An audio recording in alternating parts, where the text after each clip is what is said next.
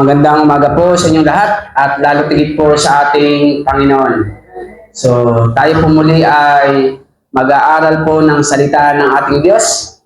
Ang pamagat po ng ating pag-aaralan, ang sabi po dito ay, ang biyaya daw po ng Diyos ay sapat sa bawat isa sa atin.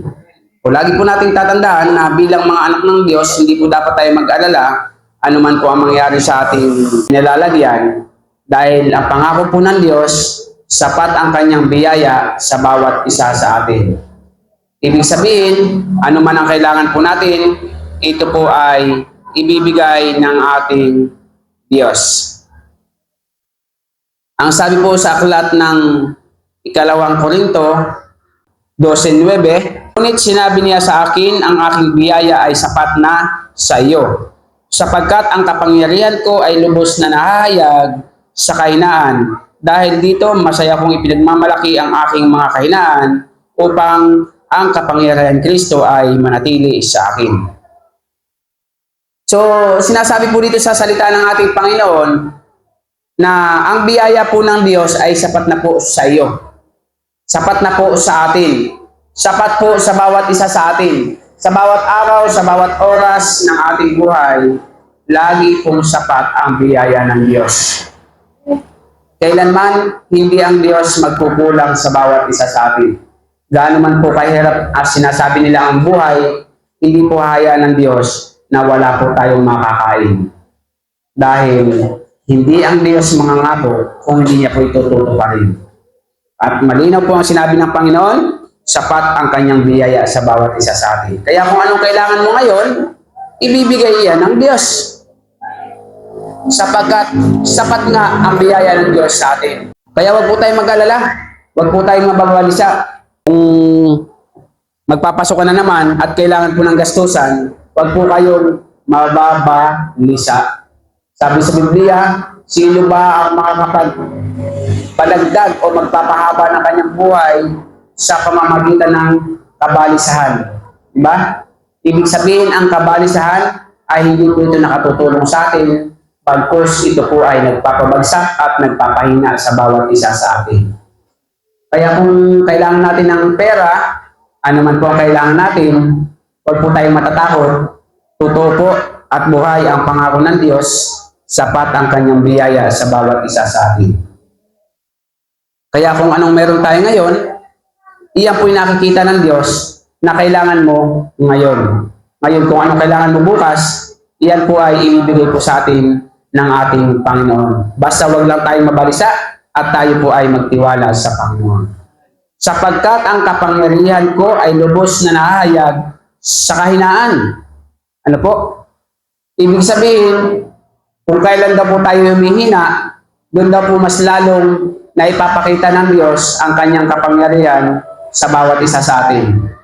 Dahil nga naman kung tayo laging malakas, tayo ay laging masaya, tayo ay laging sagana, ibig sabihin, minsan, nalilimutan natin ang Panginoon. Di ba? Pag sabi nga sa salitang puso ngayon, kapag paldo-paldo, nalilimutan ng Diyos eh.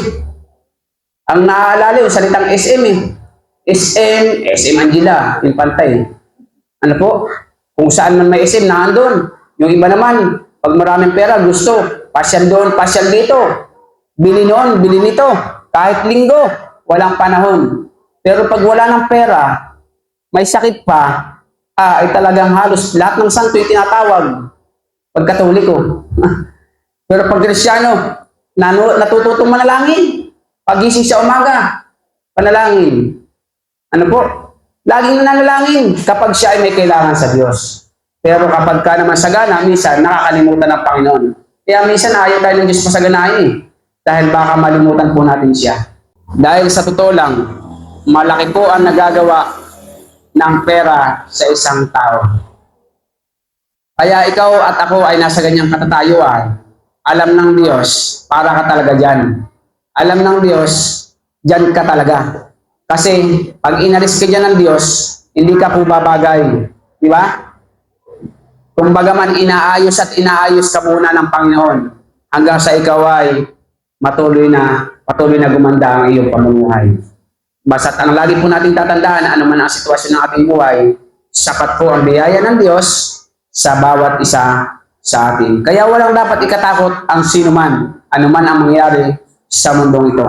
Dahil dito masaya kong ipinagmamalaki ang aking mga kahinaan. Ang sabi ni Apostol Pablo, ano po, nahahayag daw po yung kapangyarihan ng Diyos sa panahong pag siya ay mahina. Bakit? Dahil lalong nahahayag ang kapangyarihan ng Diyos sa panahong siya ay mahina. Totoo naman po yan. Di ba?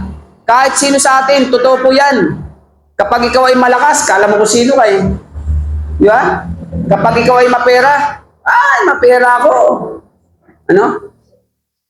Kala mo kung sino kang mangmata-mata ng tao. Eh, masaklap, wala namang pera. Eh, feeling may pera. Yun ang matindi doon. Ano po? Yun namang may pera, kala mo, kanya na ang lahat. Oh. Lagi nating pakatatandaan na ang pera ay may hangganan. Ang pinakamainam sa lahat, yung may Diyos tayong kinikilala sa ating buhay. Dahil yung hindi kaya ng pera, gaano man kadami, ay simple lamang sa Panginoon.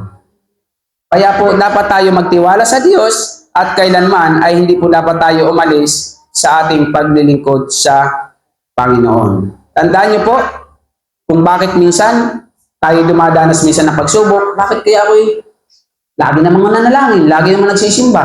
Pero bakit naman yung iba walang problema, ako mayroon? Akala mo lang walang problema yung iba. Kaya kami problema, sinusubok ako ng Diyos. Pinapatibay ka ng Diyos, pinapatatag tayo ng Panginoon dahil gusto ng Diyos maging matibay tayo sa buhay na ito. Ayaw ng Panginoon na ikaw ay lulugo-lugo. Gusto ng Diyos ang mga anak niya matibay. Diba? Sakluban mo ng problema, walang problema. Ganun lang. Pero yung mga taong walang Diyos, kakapiranggot na problema, iiyak yan.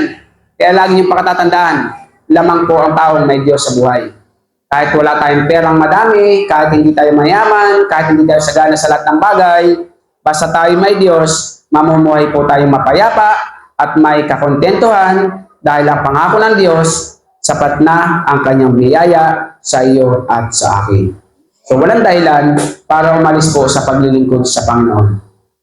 Di po ba? Kaya dapat simula sa oras na ito, lagi nating sasabihin sa sarili natin, mawala ng lahat ay wag lamang ang Panginoon. Yun ang pinakamainam sa lahat. Dahil ang lahat ng kailangan natin ay nasa sa atin